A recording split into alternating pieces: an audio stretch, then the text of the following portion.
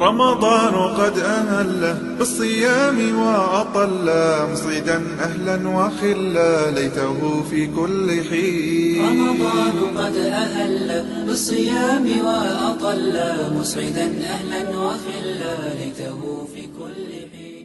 وما أمروا إلا ليعبدوا الله مخلصين له الدين حنفاء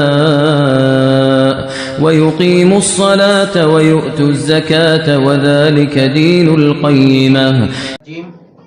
بسم اللہ الرحمن الرحیم. رمضان کے دوسرے سبق کے ساتھ حاضر خدمت ہوں.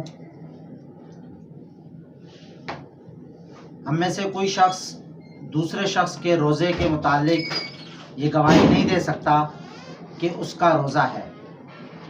اس کی بنیادی وجہ یہ ہے کہ روزہ صرف اللہ اور اس کے بندے کے درمیان ایک تعلق ہے.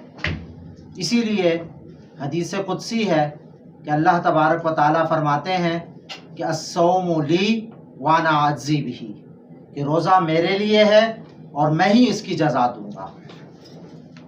روزہ در حقیقت ہمارے دل کے اندر للہیت کو پیدا کرتا ہے، یعنی جو کام بھی کیا جائے خالص اللہ تعالیٰ کے لیے کیا جائے، اور یہی روزے سے ہمیں سبق ملتا ہے. قرآن مجید میں بھی اللہ تبارک و تعالیٰ نے یہ بات بیان فرمائی، قل ان صلاتي ونسکی ومحیای ومماتی للہ رب العالمین. کہو میری نماز، میری قربانی، حتیٰ کہ میرا جینا، میرا مرنا سب اللہ رب العالمین کے لیے ہے. یعنی انسان جو بھی عمل کرے اس کے اندر اخلاص نیت کے ساتھ وہ اللہ کے لیے کرے.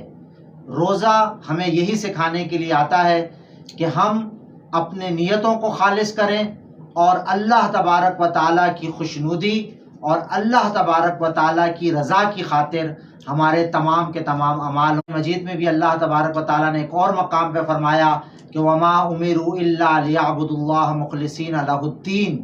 ہم نے انہیں اس بات کا ہی صرف حکم دیا ہے کہ وہ اپنے اللہ کی عبادت کریں، دین کو اس کے لیے خالص کرتے ہوئے. تو خالصتاً اللہ کے لیے سب عمل کرنے کی توفیق عطا فرمائے.